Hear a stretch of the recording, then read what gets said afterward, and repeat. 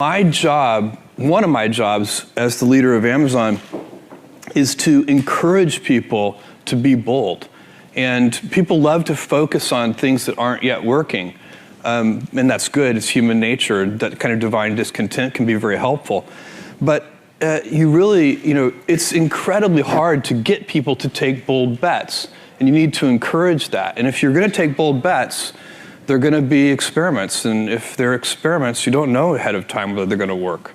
Experiments are, by their very nature, prone to failure. But big successes, a few big successes, compensate for dozens and dozens of things that didn't work. So, bold bets, AWS, Kindle, Amazon Prime, our third-party seller business, all of those things are examples of bold bets that did work, and they pay for a lot of experiments. I've made billions of dollars of failures at Amazon.com, literally billions of dollars of failures. And you might remember Pets.com or Cosmo, or give myself a root canal with no anesthesia very easily. None of those things are fun, but they don't matter. What really matters is companies that don't continue to experiment, companies that don't embrace failure, they eventually get in a desperate position where the only thing they can do is make a kind of Hail Mary bet at the very end of their corporate existence. Whereas companies that are, making bets all along, even, big bets, but not bet the company bets. I don't believe in bet the company bets.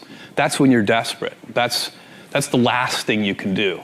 We know from our past experiences that big things start small. The biggest oak starts from an acorn, and you've got to recognize, if you want to do anything new, you've got to be willing to let that acorn grow into a little sapling and then finally into a small tree, and maybe one day it'll be a big business on its own. And in fact, that's one of the mottos for one of your initiatives, and forgive my pronunciation of the Latin, but Gradatim ferociter. What does that mean to you? Well, it means step by step ferociously, and it's the motto for Blue Origin. Basically, you can't skip steps. You have to put one foot in front of the other. Things take time. There are no shortcuts. And but you want to do those steps with passion and ferocity. I think probably our most important piece of intellectual property is our brand name. And I think people, and I think this is very important for anybody who's going to start a company or market an invention to understand, is that brands for companies are like reputations for people. And reputations are hard-earned and easily lost.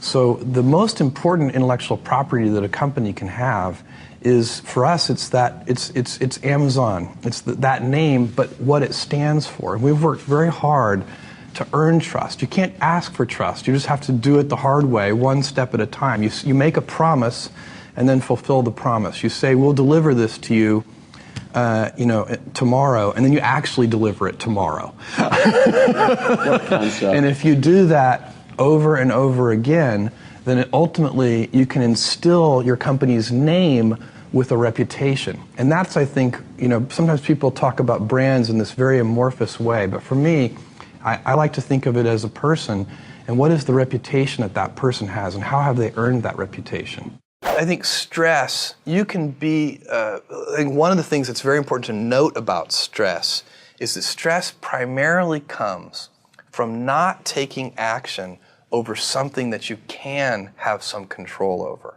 So if I find that some particular thing is causing me to have stress, that's a warning flag for me. What it means is there's something that I haven't completely identified, perhaps in my conscious mind, that is bothering me, and I haven't yet taken any action on it. I find as soon as I identify it and make the first phone call or send off the first email message or whatever it is that we're going to do to start to address that situation, even if it's not solved, the mere fact that we're addressing it dramatically reduces any stress that might come from it. So stress comes from ignoring things that you shouldn't be ignoring.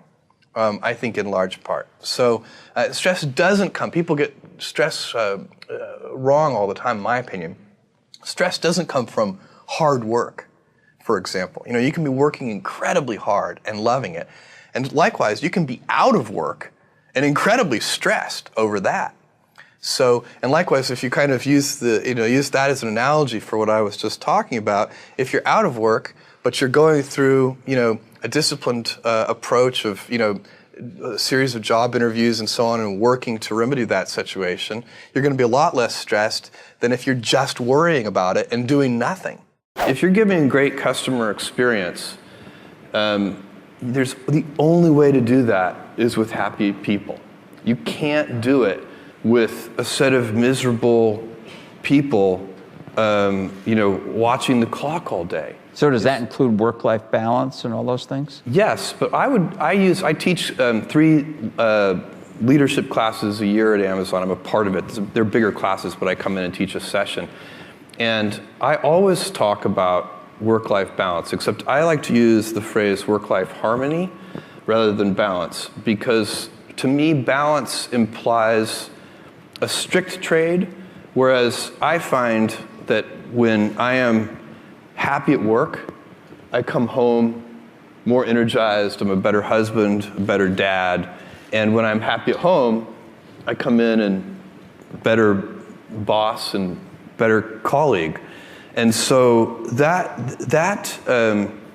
it's not, you could be out of work and have terrible work-life balance. Even though you've got all the time in the world, right. You could just feel like, oh my God, I'm miserable, and you would be draining energy. And so you have to find that harmony. It's a much better word. And I think for most people, it's about meaning.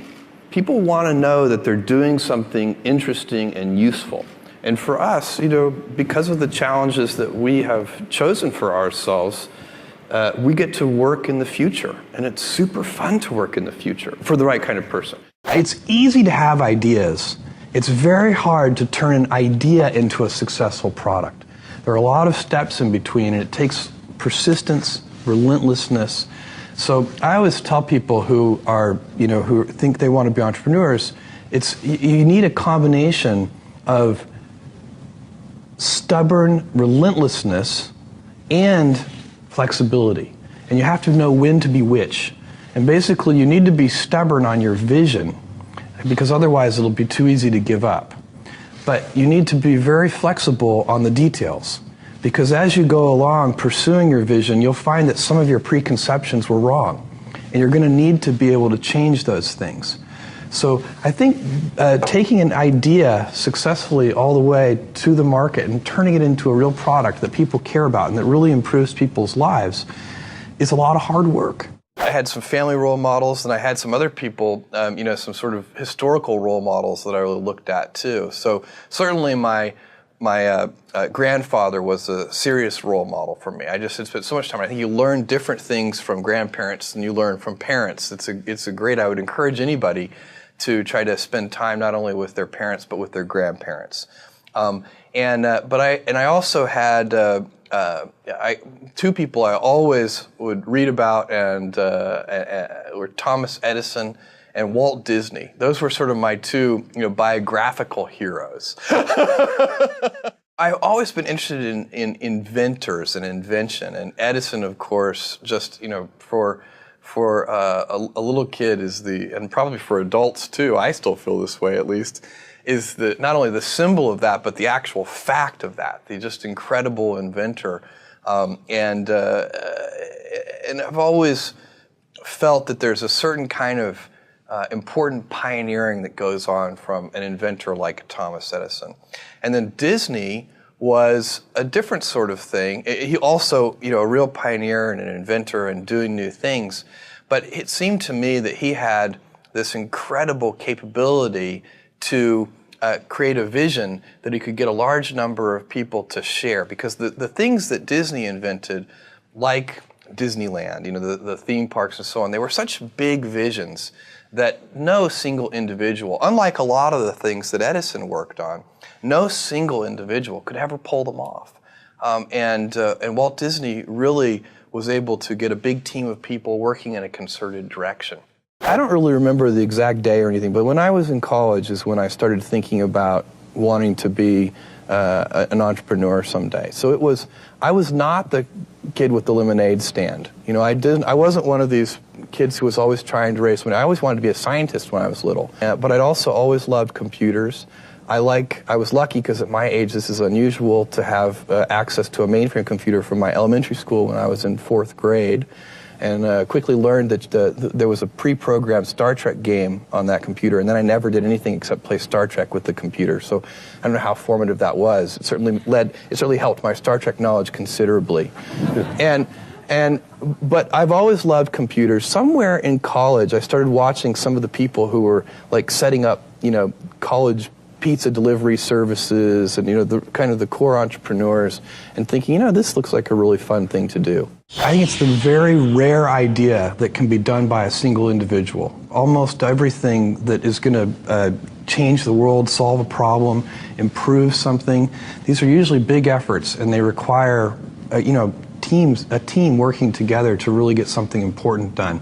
And that has been the story of Amazon.com. At every step along the way, we've had a team here that is making this work. I mean, I don't know, even at the smallest scale, you have to figure out how to get help from your friends, from your family members, from people that you can hire in those early days. I think without that, it would never work. Do something you're very passionate about, and don't try to chase what is kind of the hot passion of the day.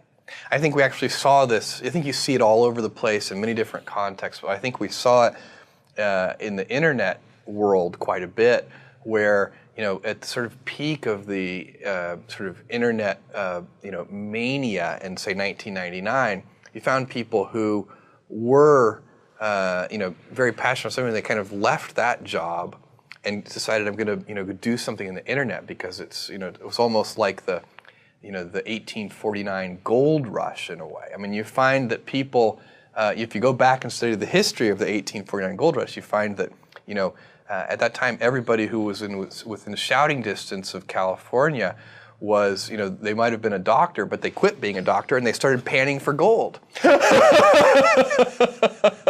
And that almost never works. And even if it does work, according to some metric, financial success or whatever it might be, I suspect it leaves you ultimately unsatisfied. So you really need to be very clear with yourself.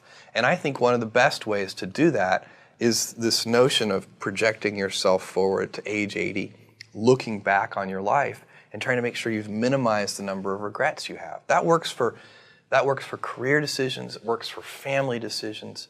Do you want? I have a 14-month-old son, and it's very easy for me to, if I think about myself when I'm 80, I know I want to watch that little guy grow up. And so I don't want to be 80 and think, shoot, I missed that whole thing, and I don't have the kind of relationship with my son that I wished I had, and so on and so on. So if you think about that, so I guess another thing that I would recommend to people is that they always take a long-term point of view. And I think this is something about which there's a lot of controversy. There's a lot of people, and I'm just not one of them, believe that you should live for the now. I think what you do is you think about the great expanse of time ahead of you and try to make sure that you're planning for that in a way that's going to leave you ultimately satisfied. So this is just this is the way it works for me. And I mean, everybody needs to find that for themselves. So I think there are a lot of paths to satisfaction, and you need to find one that works for you.